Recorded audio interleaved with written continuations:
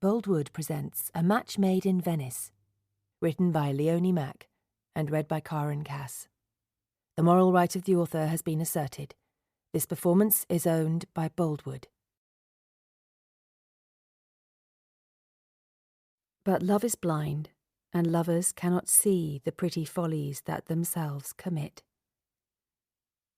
Shakespeare, The Merchant of Venice, Act 2, Scene 6. The old Venetian cared not a whit whether his edges were sharp or not, but he invented a new design for every glass that he made, and never moulded a handle or a lip without a new fancy in it. John Ruskin, On the Nature of Gothic Architecture. Chapter 1. It was a charming square, crowded with rendered buildings in warm colours, with stone balconies and coloured shutters. Patches of exposed brick and crumbling mortar gave it that shabby charm of a city that lived in a different era. Cafes welcomed tourists and locals alike to come in from the damp chill, one even advertising happy hour at 9 in the morning.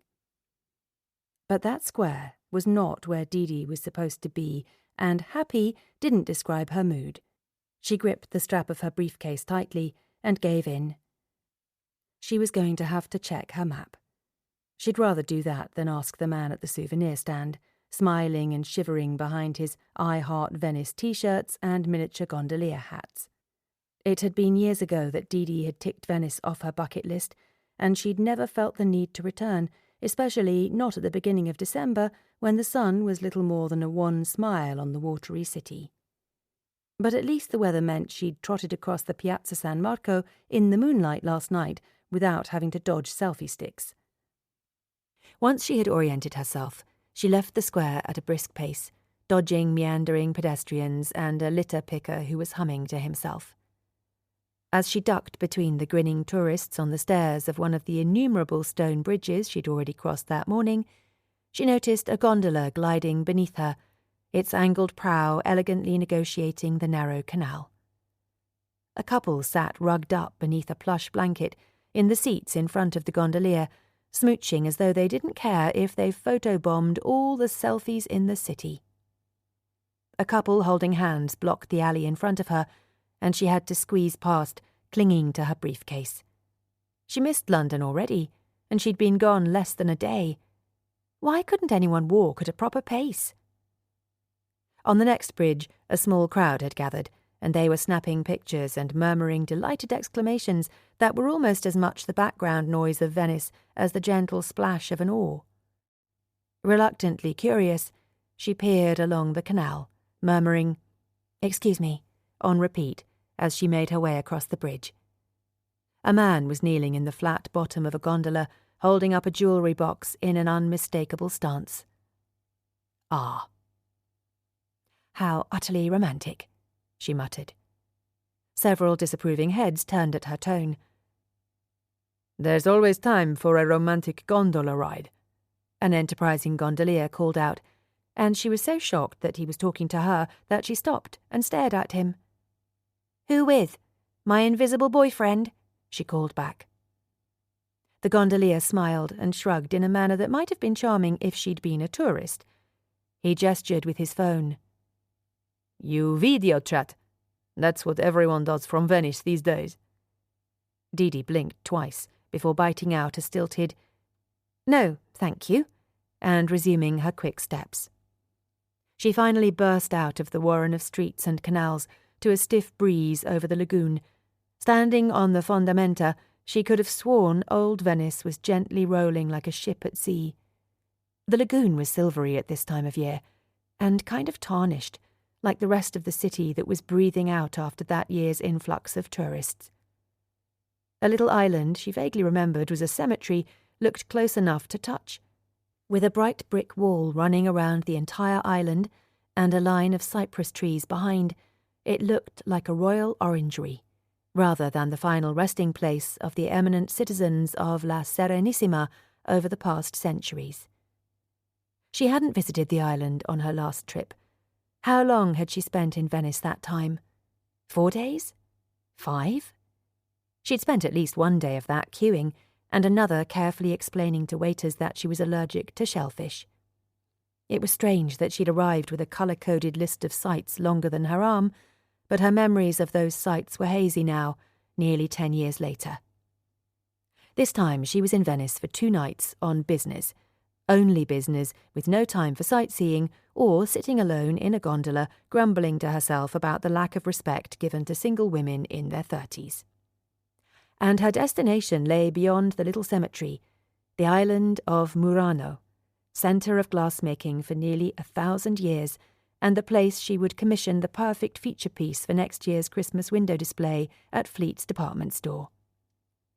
The Vaporetto puttered into view, and Didi pulled up the public transport app with no small degree of satisfaction.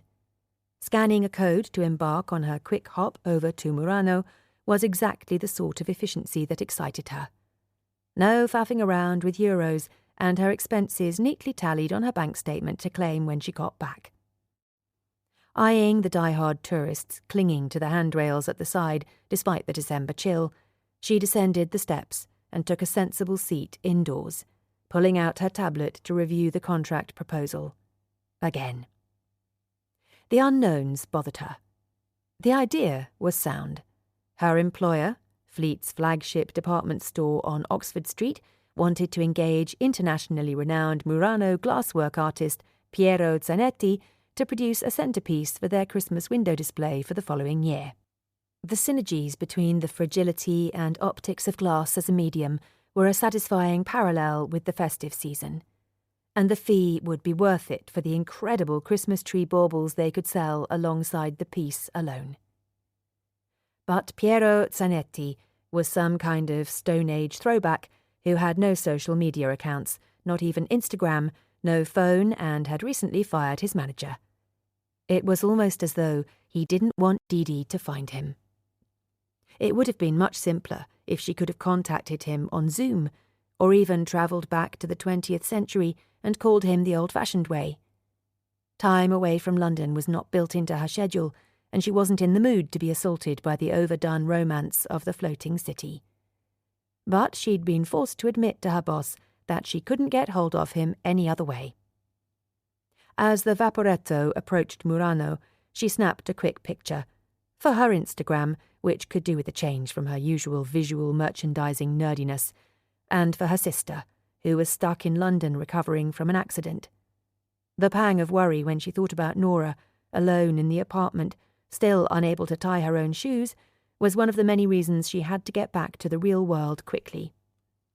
But when she stepped onto the island, it was back to business, with no time to fully appreciate the rustic buildings or the colonnades and decorative lintels of the glass factory across the little canal. She noted that Murano was a lot like Venice, only smaller and shabbier, and with an awful lot of fornaci. She'd read that the Venetian glass-making industry had been exiled to Murano in the 13th century because of the fire hazard of all the furnaces. Apparently, Piero Zanetti's family had been hard at work for at least that long. She made her way up the canal, past tightly packed houses in tones from beige to earthy red, with decorative stonework under the eaves and the occasional Gothic window. There were festive lights strung up across the canal, but they weren't switched on. The tourists, who hadn't got the message that it was off-season, gathered cooing at the window displays of glass beads, clowns, horses, and a huge variety of Christmas baubles in all shapes and colours. As wonderful as the traditional Murano glass objects, with their bright colours and fluid forms, would look in her Christmas window display, it was Piero Zanetti she was after, the installation artist who could fill the space with dramatic colour and breathe life into the cool translucence of glass. When her boss, Fola, had walked into the planning meeting demanding they book Piero Zanetti for their Christmas window, Didi hadn't heard of him before, but she'd since researched his work, now spanning over a decade between Murano and New York. Always thorough, she'd visited the installation on permanent display in an office building in London, a piece called Firefall that looked like lava exploding out of the wall. But the closer she'd looked, the more the different colours, forms and textures of the glass had struck her. There wasn't exactly order, but everything belonged. The way the colour was suspended within the glass made it look frozen. Frozen fire. She'd had absurdly philosophical thoughts about that piece and the way it captured her imagination. But the most important thing was that the name Piero Zanetti, the promise of fantastical glass art, would draw Christmas shoppers into fleets. If they could get him to agree to a line of merchandise, it would translate into some spectacular sales, as proven by his previous ventures with department stores in New York and Japan. Despite the hefty price tag his work demanded, the return on investment would be impressive, and Didi had the spreadsheet to prove it. She consulted her map and climbed the steps of the first bridge over the canal, admiring the gently bobbing boats and the contrast of green shutters against the pink buildings. Murano was cute, in a higgledy-piggledy, falling-down kind of way.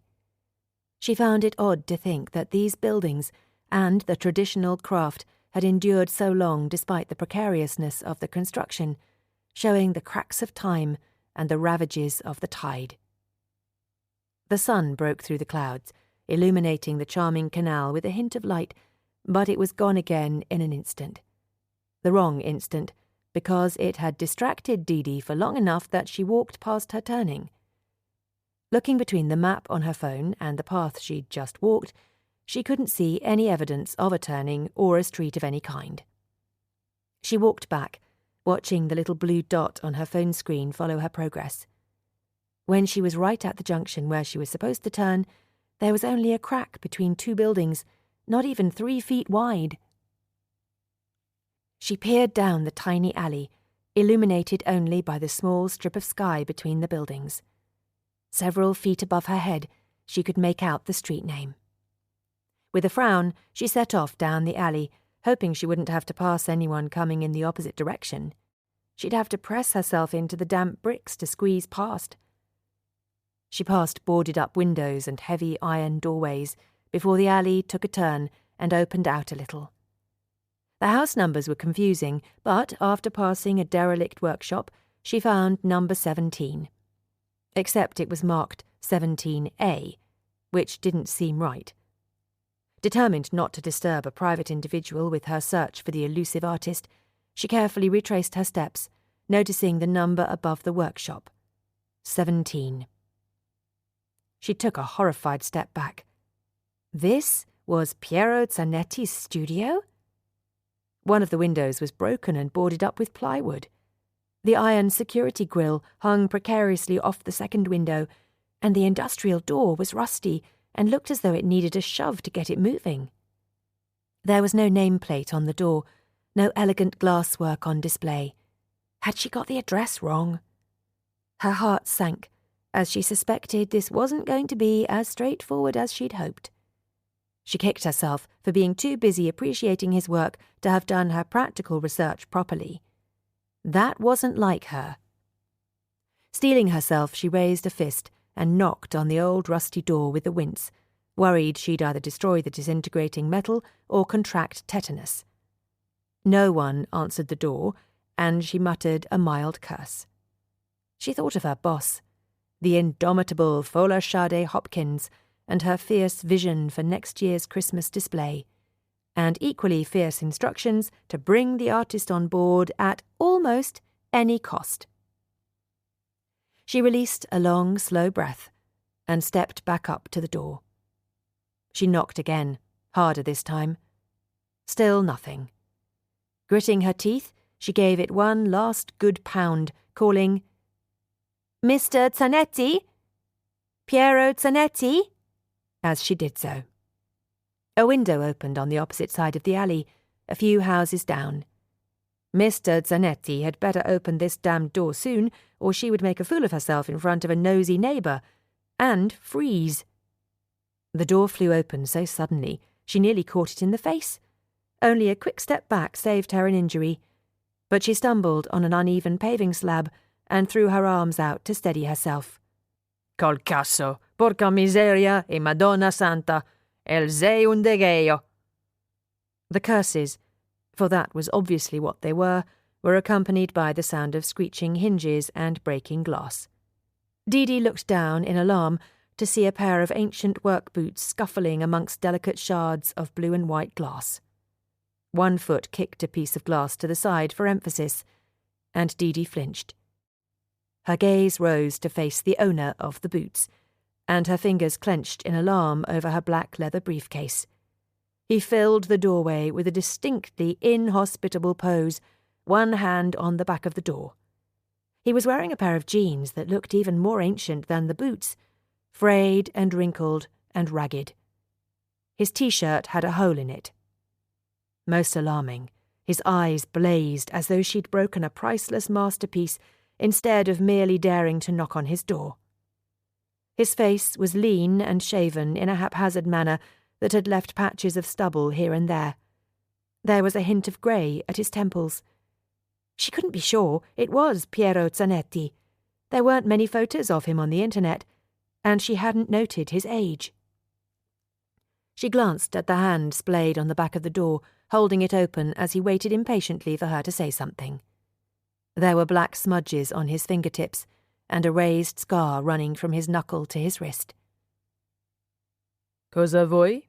he asked, his tone marginally softened. She squared her shoulders. "I'm sorry to disturb you," she said, hoping he wouldn't notice the streak of sarcasm she couldn't quite suppress. "I'm looking for Piero Zanetti." "You found him," he responded, his voice clipped, expectant. So much for her admiration of the man. Piero Zanetti appeared to be a rude, inconvenient bum. Didi took another moment to collect herself. She'd found him. Now she had to work out what to do with him. When his expression darkened with impatience, she forged ahead. "I've come with a proposal, a commission of sorts. Is there somewhere—" "No, I'm not taking commissions right now." That time he said enough mumbled words for her to pick up the hint of New York in his English. He moved back and made to shut the door on her, but she lunged forward, grabbing for the door in a frustratingly undignified manner. "Followers at any cost" was ringing in her ears. "It's not your usual commission, Mr. Zanetti. There would be a high level of exposure and a good degree of freedom to design the piece as well as merchandising." He snorted, and she looked up sharply, annoyed that she'd dropped her gaze like an intern. As she looked on, increasingly vexed, he laughed, his shoulders shaking with it. He rubbed a hand over his jaw as the chuckles slowly subsided. "No," he repeated with a sudden frown. He turned to go, and Didi, angry at him and angry that she felt so angry, followed him. To her surprise, he didn't stop her when she stepped over the threshold into the chaos of his workshop. Chapter 2. She was wearing heels, and Piero squeezed his eyes shut in a grimace. When was the last time he'd swept in here? He watched her pick her way over the disaster in the doorway, clutching her briefcase to her chest. For the first time, Piero regretted terminating his contract with Salvini. His former manager would have been able to scupper any attempt to make a deal before this woman ever made it to his door. He stole a glance at her face. She was looking around his workshop with dismay. He was in the mood for a confrontation, and curious about whether she'd give him one. Frankly, it might improve an otherwise disastrous day. Disastrous year. Disastrous life. He glanced at the shards of cobalt glass by the door. He should make some effort to clean it up, but he only had a few minutes to get somewhere he really didn't want to be, and he'd hated that vase with more passion than he'd experienced in a long time. The dismay on his visitor's face sharpened into disgust as she took in the rotting beams in the roof, the dirty windows on the other side smudging the view of the lagoon, and the odd assortment of furniture. Steel tables placed randomly, overflowing tool caddies, and the sagging sofa in the corner where he'd crashed last night. Or was that the night before? Sometimes he couldn't even be bothered to go upstairs to bed. and it wasn't that much nicer in the little apartment above his run-down workshop. Imagining it all through her eyes gave him a sudden shock. When was the last time another human being had set foot in his studio? How had he sunk so low? Maybe the place would scare her off. Who in their right mind would give him a commission after seeing where he worked? That was the idea, wasn't it? Not that he actually worked here. With the exception of that horrible cobalt blue vase, he hadn't made anything in months. "I'm sorry if I startled you. Was the piece important?" Important, yes, I suppose, but it was also a piece of shit. And although you did startle me, it's my own fault for trying to handle the thing without letting it anneal properly. Now he had to find something else for the exhibition in less than 10 minutes. He'd pawned most of them already, more quickly than he'd planned. He felt her eyes on him as he rummaged on a shelf. The thought of showing up at the exhibition sent dread up his spine. He didn't want to play this game anymore, and he certainly didn't want any of the old guard knowing he was done being a thorn in their sides. A thorn they nevertheless pandered to as though he were an immature tyrant. He hated being the infamous Piero Zanetti sometimes. He grabbed a vase from the last New York show, weighed it briefly in one hand, then threw it to the woman in a pass that would have disappointed his childhood rugby coach. The alarm on her face amused him, as did her scramble to catch the heavy piece, sacrificing her briefcase in the process. She was all elbows as she grabbed for it in panic. When she finally held it safe against her chest, she released a long breath, blowing the dark hair that had fallen into her eyes. She had a sharp haircut to match the snappy suit, but she cradled the piece against her chest with a softness that didn't match her look. His curiosity was piqued against his will. He didn't care about her offer of work, but this woman with her sharp elbows and sharper eyes was a diversion that he rather suspected he'd needed. "What do you think?" he asked, gesturing to the piece he'd tossed her. She didn't drop her gaze to the piece immediately, but her fingers tightened on it, her palms meeting the cool glass. "Well, I'm not an art appraiser. I'm here to offer you a commission from—" He waved a hand to shut her up. "I asked what you think." With a frown, she inspected the vase. The top was an effusion of pinks and purples, fused to a heavy base in turquoise and forest green, patterned with white Retticello lines. It was a mess of styles and influences, and he'd been so cocky when he'd presented it to a cooing audience in New York. But at least it wasn't a damn Murano horse like the ones everyone else fed to the tourists. It's beautiful," she said. He shook his head impatiently. "Then why are you frowning? If it's beautiful, it should make you smile." "Look, Mr. Zanetti." "Piero." "Piero," she said with a tight smile. "As I said, with this commission, you'd have a lot of freedom to form your piece however you'd like it, within a framework discussion of the theme and perhaps the colours." "Would you be involved in this framework discussion?" "What does that matter? I have a very serious and potentially lucrative offer." He paused. He might be a temperamental artist in the biggest slump of his life, but he wasn't usually quite so much of a cojon. But she'd said exactly the wrong thing. "Do you get the impression that I'm interested in your offer?" He waited a moment to appreciate the brief shadow of worry in her eyes before her expression closed off again. Maria Vergine, what was he supposed to do? If he took the commission, he'd start the cycle all over again, and he couldn't do that. "I asked you what you thought of that piece, and you haven't answered me." "Why do you want to know what I think?" "Why do I make something beautiful?" The poor woman had found him on the wrong day, and he wasn't making it easy for her. "You told me beautiful was the wrong answer." "No, there is no wrong answer. There is only an honest answer, or a dishonest answer." "You think I was lying when I said it's beautiful?" "Not lying, but you weren't touched." "I'm here to do a job, Mr. Piero." He cut her off with more vehemence than he'd intended. His surname meant too much on these islands. I don't take commissions. If you want to keep trying to convince me to do something that I don't do, then at least look at the fucking thing and tell me what you feel when you see it. Oh God, the cursing was creeping into his speech now. He did so much cursing in his head, and this was the most he'd spoken to anyone in days, possibly weeks. Right now, what you're feeling is stopping me from experiencing anything except offence. Those simple words cut through the black haze in his mind, for a moment anyway. A moment of clarity was an elusive thing in his life. An honest answer, he muttered with a quick nod.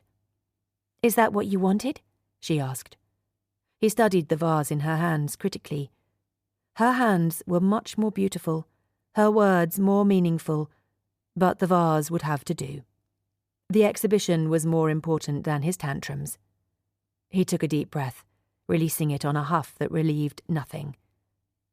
I'm sorry, he muttered, waving a hand as though clearing the smoke of his own rudeness. I have to be somewhere. He turned away, heading for the collared shirt he'd thankfully thought to hang up that morning. He'd feared his pride had sunk so low that he wouldn't care about turning up to the hall at the church wearing his T-shirt that was covered in kiln wash and goodness knows what. He grabbed the hem to peel it off. It won't take long to... She cut herself off suddenly, and he turned to see what had happened. She was staring at him in horror. He followed her gaze to his bare chest, his T-shirt hanging from his arm. He truly had lost the ability to interact with another member of the human race. His face felt hot, as though he were bending too close to a piece of molten glass. It took him a moment to realize he was embarrassed. He turned away, hurriedly scrubbing his hands at the sink, and then slipping on a fresh undershirt, and then the collared shirt. Belatedly thinking to check the mirror, he grimaced and tried to tame his short-cropped hair. But it was too late, and he had no inclination to put in much effort. He shoved his customary baseball cap, the New York Knicks today, over his hair and turned back, almost surprised to find the woman still there. Shouldn't she have given up and run away by now? There were quite literally dozens of glass artists on this island, and God knows he's nothing special, so why was she still here? Didi had a very bad feeling about this, but she wouldn't give up, certainly not yet. She could overcome a bit of rudeness and a few eccentricities. Well, more than a few, she thought, as she held what was no doubt a priceless vase in her arms. From the blue and white shards still littering the ground at the door of the workshop to the discarded T-shirt lying in a pile on the floor, there was too much evidence to dismiss the past few minutes as a bizarre hallucination. Piero grabbed a battered leather jacket, and her mind kicked back into gear. I'm sorry to have disturbed you. He gave her a look that told her she'd said the wrong thing again. Perhaps I can come back this afternoon when... She cut herself off. He might be rude, but she didn't need to be. When what? When you're not so busy. Busy? I'm not busy at all. Take a look around. Do you see any busyness? Do you see any work at all? She frowned. The odd energy was coming off him in waves. Frustration and resentment and unhappiness. This commission could be the answer. The commission is not the answer, he scoffed. You haven't even heard what it is. And I don't want to. You don't want to solve your problems, she blurted out, unable to censor the accusation in her tone. She slammed her mouth shut far too late to stop the spontaneous comment. He looked at her for a long, silent moment that grew unbearably awkward, for her at least. She didn't want to know what he was thinking. She was here to offer him work that would hopefully earn her employer a squillion pounds, and herself an eventual promotion that would help to pay the damn mortgage. He nodded slowly. Perhaps I don't want to solve my problems. Come on, we're going. She followed before she realized what she was doing. She was still cradling the vase, and her briefcase lay abandoned on the grimy floor. She nearly went back for it, but she couldn't manage her heavy briefcase and the vase. Luckily, the strap of her leather handbag was long enough to hang securely across her chest. Instead of heading for the door she'd entered by, he wrenched up an ancient roller door that required several shoves to raise it a few feet, and then he ducked out into the weak sunlight. She hurried to follow, stepping over tools and bits of glass. The weight of the vase in her arms made her unsteady on her heels as she ducked under the roller door. A tight grip on her upper arms steadied her as she straightened. "Thank you," she muttered. A snort was his only response. She watched as he peeled the cover off a small boat and brushed off the seat with a hasty hand. "Come here," he beckoned with his arm. This wasn't at all what Didi wanted to be doing right now. The last time she'd been in Venice, she'd decided against a very expensive gondola ride, disliking the idea of a supposedly romantic half-hour with a strange man who might or might not sing. This was worse. The little boat tipped and wobbled with Piero's weight, and it wasn't a graceful little canal at the back of his workshop. It was the wide turquoise lagoon. "Come, quickly, I'm already late. I was late before you arrived, and now I'm very, very late." She made her way down the small pontoon, too confused and curious to do anything else. She rearranged the vase against her chest and took his outstretched hand. Stepping into the rocking boat in heels was a terrifying exercise, and she ended up tumbling in with his hands around her waist, clutching the vase for dear life as images of it falling to the bottom of the lagoon filled her mind. "Don't worry, no one would miss it. You, on the other hand." He gave her a little twitch of a smile, which was unexpectedly engaging. He was standing close enough for her to see the little lines at the corners of his eyes, and the grey hairs dotted at his temples under the incongruous baseball cap. But the smile belonged to a young man.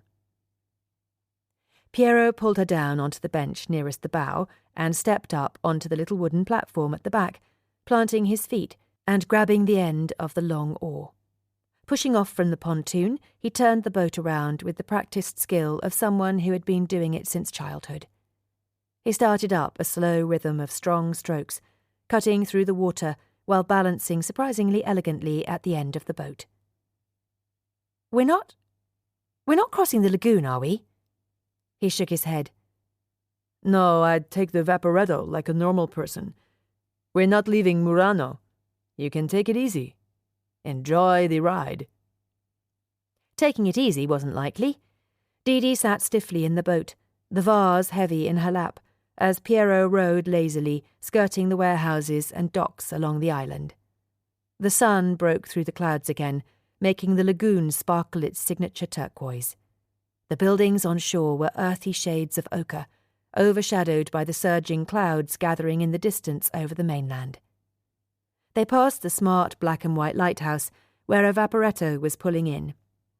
Turrets and towers, in ornate Venetian Gothic or Romanesque styles, emerged from the low-set brick houses with their clay roof tiles. Didi could almost believe she was on a boat tour of Murano, except her tour guide was sullen, and she was holding tens of thousands of euros of art in her lap and getting her fingerprints all over the rapidly warming glass. The little boat steered frustratingly slowly into a smaller canal and past the white neoclassical facade of the Museo del Vetro, the Museum of Glass. A crumbling golden mural in the Byzantine style captured Didi's interest, on a boarded-up building squeezed between two others. Everywhere she looked, she found centuries of precarious history, and she had the distinct impression that she was witnessing the definition of a diamond in the rough. The island, not the man, although the rough part was true for both. They approached a low bridge, and a dusty square opened out on the left, where she saw a brick clock tower, an ancient basilica, and a small crowd of people wrapped up against the cold. The church was a stunning edifice of arches and colonnades and decorative brickwork, all curves and symmetry. "Is that church as old as it looks?" she asked softly. He glanced up. "No idea." "Some tour guide you are," she said, before slamming her mouth shut. He made her slip even worse by giving her a quick, amused smile. This is business, she firmly reminded herself. He tucked the boat in between two motorboats, rowing slowly backwards until it bumped gently against the rotten mooring, then tied off and scrambled out. The sudden action made Didi grab for the sides of the boat, then remember the vase in her lap and frantically whip her arms back around it. "Come on, come," he called. "I don't think I can," she mumbled. The wash from a larger boat smacked against the bow, making the rocking unbearable. "Just shuffle along." She swallowed her discomfort and her pride, and shuffled awkwardly along the bottom of the boat to the platform.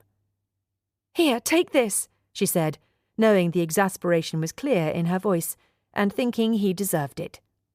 He shook his head vehemently. "No, you carry it." She looked up at him sharply. "Then I'm going to need a hand." But he was already leaning over to haul her up out of the boat. She clutched the vase in one arm and let him pull her up by her other one. Once she'd set 2 feet, far from gracefully, onto the pavement, she tightened her hands on the vase again and released an enormous sigh of relief. She could feel her hair was mussed, and she didn't want to think of the dust she'd accumulated on her smart trousers, but she didn't dare remove her hands from the vase. "This way," he announced with a wave of his hand, and took off ahead of her. She traipsed after him in the direction of the church, marvelling that she had no idea where she was or what she was doing, and he still hadn't asked her name. Chapter 3. Didi caught herself swaying and swallowed the prick of worry. She was starving. She glanced at her watch. She'd been standing in this room watching Piero argue with a bunch of old men in Italian for 2 hours. Thinking about all the work she could have achieved in that time, given some Wi-Fi and her briefcase, made her itchy. Piero had caused a stir when he'd arrived, and although Didi hadn't understood the conversation, she could tell he was having to defend himself for something, waving his arms and rolling his eyes.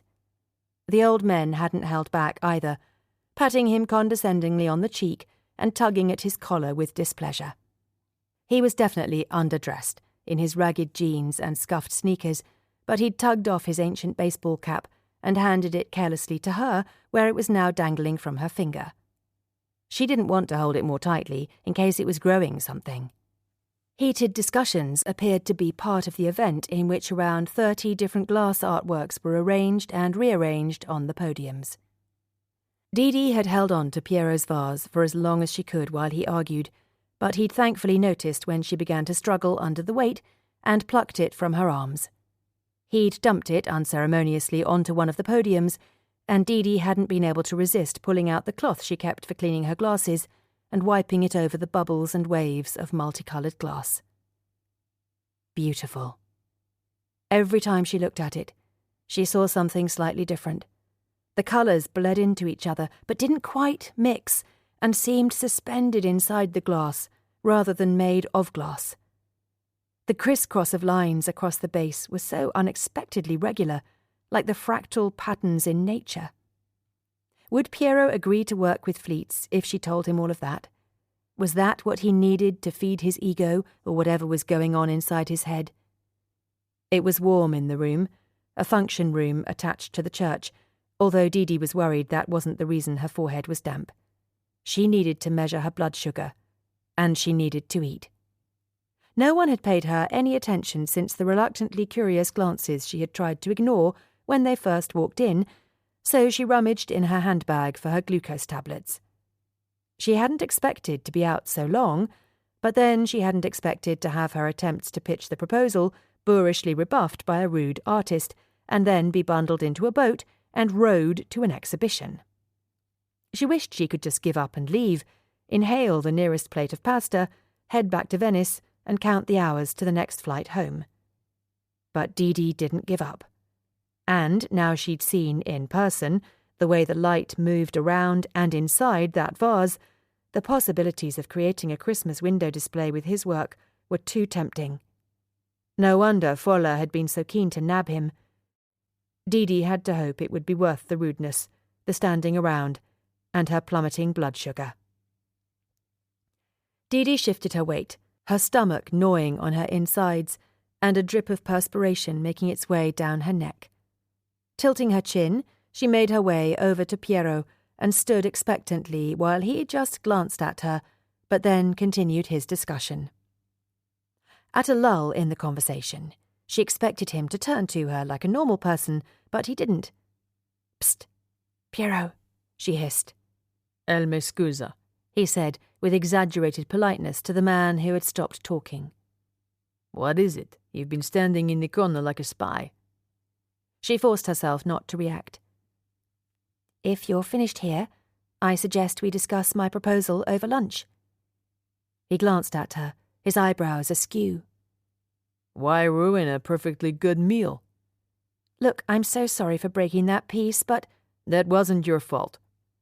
She momentarily lost the thread of the conversation and wasn't sure whether it would be better if it was a symptom of her crashing blood sugar or the fact that he'd surprised her again. "I need to eat," she muttered, and turned to go. "Give me 1 second, and I'll take you to lunch," he said on a rush. She turned back in surprise. "You want to do this pitch thing, right?" "Well, yes, but I thought you didn't want to ruin lunch." "I don't, but I can buy you lunch before sending you on your way." She glanced awkwardly between Piero and the man he'd been talking to. "That's not how this works. I have a budget for this." "No to your commission, no to your free lunch. But when you come to Murano to visit my studio, insufficient as it is, I will show you some hospitality." She probably should have fought her case, but practicality won out. Piero was her quickest route to a plate of food. She nodded curtly. Before they could make their escape, the older man turned to Didi, asking Piero something in a curious tone. All she caught was "questa," but the meaning was clear. He was asking who she was. A desperate laugh pressed up her throat. She was hungry and annoyed, but she couldn't wait to hear what Piero came up with to explain her presence. Or her name. She glanced at him, unable to stifle a snort of laughter. He blinked as though surprised he wasn't the only one who could see her. This is—" He waved his hand at her. She let him sweat for a long moment before reaching her hand out and saying, "Deirdre York, signor. I work for—" "Me." Piero interrupted her suddenly. "Just for a few little jobs."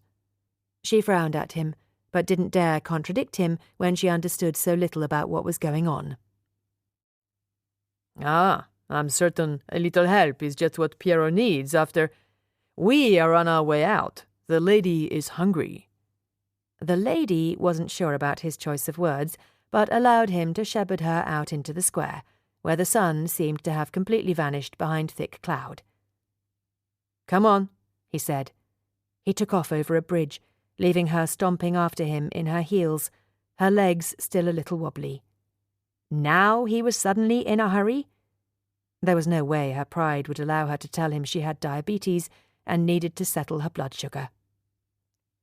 He ushered her into a cosy restaurant that was a little dated, the dark chairs and patterned tablecloths little more than a blur, as Didi was overpowered by the scent of food, garlic, butter, and the promise of untold delights.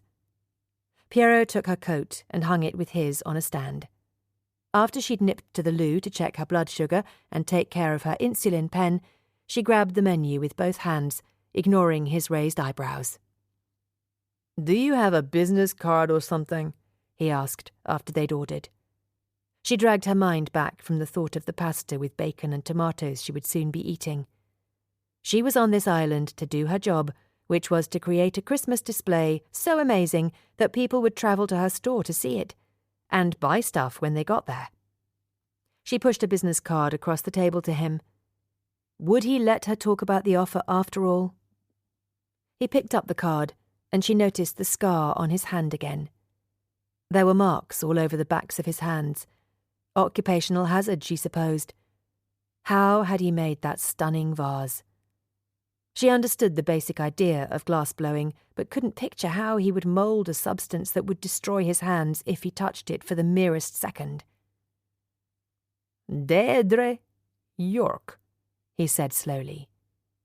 "Deirdre," she corrected him hastily. Deirdre, he repeated carefully. Honestly, it wasn't much better. She stared at him, unsure if he was winding her up. I've never met anyone with that name before, he said. Deirdre, he repeated, nodding earnestly as though committing it to memory. Didi winced. No one called her Deirdre, and certainly not Deirdre. But she couldn't ask him to call her Didi, and she suspected she wouldn't have any luck encouraging Ms. York either. She took a deep breath. I work for Fleet's, the department store. I work at our flagship store in London and... Psht! He wagged a finger at her. She sat up straighter. Are you always this rude? She blurted out, before she could censor herself.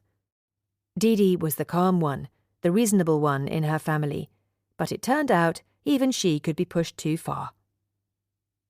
Talk of your department store spoils my lunch. The waiter arrived with their plates before Didi could respond indignantly. Her pasta amatriciana smelled incredible. She barely noticed the waiter pouring sparkling water and a small glass of wine as she twisted the noodles around her fork and took a mouthful. The silence of the meal didn't bother her until after the waiter had cleared their plates in preparation for the secondi. At least Piero hadn't commented on her eating, how quickly she'd inhaled the pasta, or how much she'd left on the plate in preparation for the second course. She didn't want a blood sugar shock in the other direction. But as she cut the first piece of polenta from her secondi and dipped it in the tangy balsamic sauce, the awkwardness descended again. Piero's eyes darted from the candle flickering on the table to the windows, dressed in lace and golden Christmas decorations, to Didi's face for the briefest of looks. She kept her mouth firmly shut. If he wanted to turn this into some kind of game, then he would be the first one to break. Piero sipped his wine in a pleasant state of confusion. He was enjoying himself. That in itself was remarkable.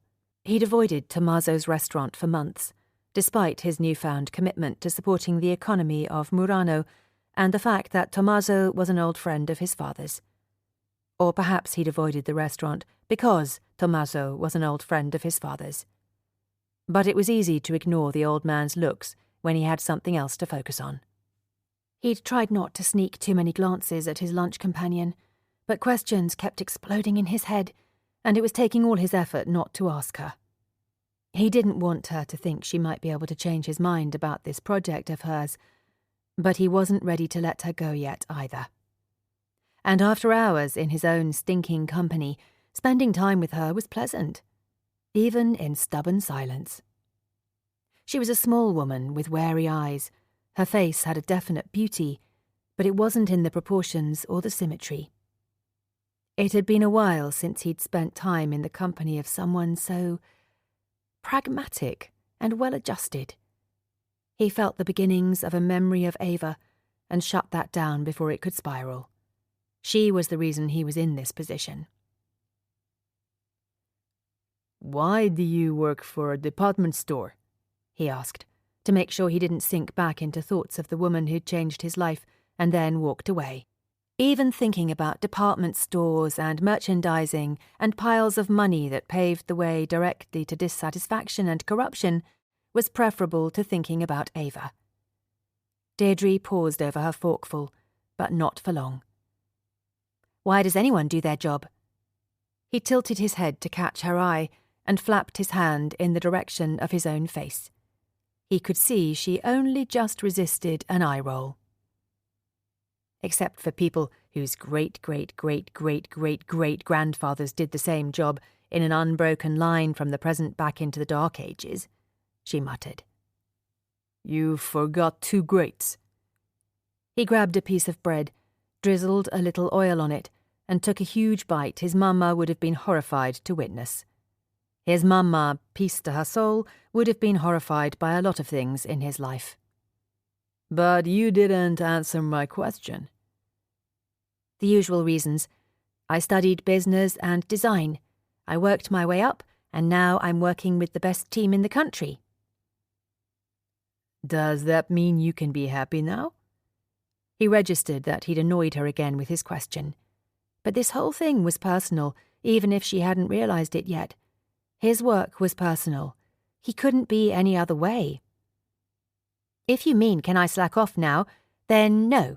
My boss has an amazing track record in visual merchandising. A few years working under her, and I could get a job at one of the major department stores in New York.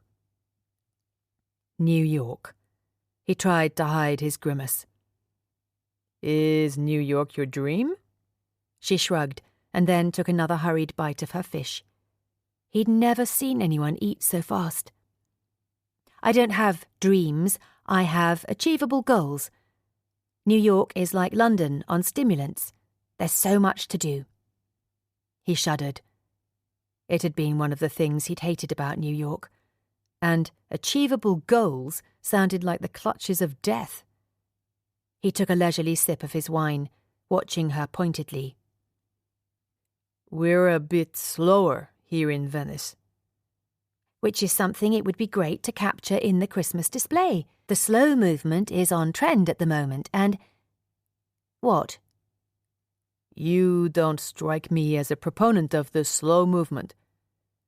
A blush tinged her cheeks, but she reached into her handbag and retrieved a fat notebook with coloured flags all along the side. She quickly found the right page and opened the book, noting something down. I'm not my target market, she said curtly. Are you going to tell me what that was about? The exhibition, she asked, changing the subject. I was surprised you didn't ask. Or were you saving the breath for your sales pitch? An explanation would be a courtesy. He snorted a grumpy laugh. I didn't realize you thought I was capable of courtesy. The only response she would give him was a flat look. He shrugged and sat back in his chair. Today is the Festa di San Nicolò. You know? Saint Nicholas? That's the patron saint of glassmakers. Every glassmaker on the island makes a piece for the exhibition to raise money for the parrocchia, the church. Saint Nicholas, the one who brings gifts. Who brought gifts, unless you believe in these things. That's very appropriate. Is that where glass baubles for Christmas trees come from? He shrugged. He was also the patron saint of prostitutes, but we don't do anything for them in December, do we? He enjoyed watching her blink in surprise. You can meet him. Who? San Nicolò. I thought you'd enjoy that. It's very Christmas. You can take lots of notes for your display. Thank you, she said dryly, but I'd prefer your signature on a contract. He winced. She looked as though she was about to launch into a further spiel, so he grabbed the menu and waved it. You're no fun. Dessert? She shook her head, and so when she set aside her napkin with one precise movement and took a deep breath, he hastily checked his watch. He turned and gestured urgently for the waiter to bring the bill. Tommaso, a strangolon. Tanto lavoro? Piero caught the irony in the man's question. No, he didn't have much work to do. The fact that it was well known on the island that his furnace had been underused lately made him grumpy all over again. Underused furnace sounded like a terrible euphemism. That would also have been applicable. He slapped a few notes on the table, refusing to think about his bank account, and stood, shoving his wallet into his back pocket. Deirdre stood as well, giving Tommaso a warm smile. Thank you, grazie. That was delicious. And I'm paying for lunch, not Mr. Zanetti. She took Tommaso aside, but not before Piero caught his look at Deirdre calling him Mr. Zanetti. Do you take credit card? No, I'm so sorry. It's paid for, Piero growled. Then it will be paid for again, she said. You're going to throw your money away on this guy? He makes a killing off the tourists in the summer, Piero said, gesturing to Tommaso with a smile. It's not my money. and I'd be perfectly happy to throw it away on you, an equally undeserving recipient, if you'd let me explain my offer." "You want Piero to work for you?" The surprise on Tommaso's face and the little huff of a laugh shouldn't have pinched, but they did.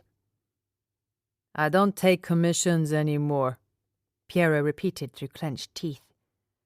Tommaso frowned at him briefly, but turned back to Deirdre with a smile. "I could help you find another artist, if you'd give me some idea of what you're looking for. We have many talented maestri vetrai on the island, even if the world has only heard of one." Piero crossed his arms over his chest and sighed. He should be used to this by now. In the ongoing war between him and his father, the island was firmly on his father's side. But as Deirdre gently refused Tommaso's offer, Piero realized the old man had presented him with a solution. If she wanted Christmas glass, he could help her find Christmas glass. And perhaps he could make her stay long enough for him to work out why she was such a breath of fresh air to his festering brain. Chapter 4. When she gingerly stepped out of the boat for the second time that day, Didi recognized the little canal she'd crossed that morning to get to Piero Zanetti's studio. She pulled her hands from his firm grip. "Can I go and get my briefcase?" "No," he grunted, before she'd finished the question. "Are you holding it hostage?" Her exasperation splintered at the little smile that curled his lips upward. She didn't understand this man, and it was driving her crazy. "Come in here and look." She followed him into a chic gallery with minimalist displays where the colour of the pieces spoke for themselves. He exchanged a few brusque words with a woman behind the counter while Didi pulled out her notebook. Piero came up behind her so quietly that she jumped when he started speaking. "This maestro is amazing with colour. I'd say this bright red is silver nitrate. The pattern technique is cane work called reticello, and he's fused the two pieces. The flowing colour here and the reticello part here, using the incalmo technique, which requires precision and experience." At times his New York vowels slipped back into a smooth Italian accent, dropping R's or rolling them, depending on what he was saying. It must have been tiredness combined with a pleasantly full stomach, but she was growing oddly accustomed to his taciturn company and abrupt observations. "I think you're trying to distract me," Didi muttered, closing her notebook. "This work is lovely, but back to our proposal. Fleets will offer you—" She paused for dramatic effect for as long as she dared. 500,000— Shh! He pressed an urgent finger to his lips. "I have some leeway to negotiate the advance," she pressed on, "but if the remuneration isn't sufficient, I can involve my boss. The space is large enough to allow you plenty of freedom, and we have some amazing lighting options." "I'm not doing it, even if you tell me God himself will shine a light on my work." His bitter tone was back, as though her offer injured him somehow. Didi sighed. "You haven't fully explained why not." "Why do you want me to do it, Deirdre?" "I don't if you're going to be so difficult," she thought to herself. But the business case was clear. "The theme is a glass Christmas. When people think of Murano glass, they think of Piero Zanetti. Customers will want to come and see your work. It will be a shopping experience to remember." He made a choking sound and rubbed his hand along his chin. "Christmas profits brought to you by Piero Zanetti," he muttered. "There would be an option for merchandise, similar to the arrangement you had with Isitan and Barney's, but you'd have some say in that too, and we can help with the production side." He winced. "No, I'm not doing work like that again." Didi froze. It was impossible not to react to his brittle tone. She'd missed something in her research. Had something gone wrong on his joint ventures with Barney's and Isitan? She clenched and unclenched her hand, trying to think through the frustration. Folla wanted Piero Zanetti, and as much as these other artists were probably just as good, they weren't him. She had to admit that wasn't quite true. There was something magical about his work, even if the man himself was challenging. Why couldn't he have been a normal person? If someone had offered her a contract worth this amount of money, she would have skipped her way to the bank and lived blissfully mortgage-free for the rest of her life. But for his own mysterious reasons, the money offended him. Look at this one. Piero plucked a vase, if the graceful flared cylinder in a deep russet colour could be called just a vase, from its podium and tossed it a few inches.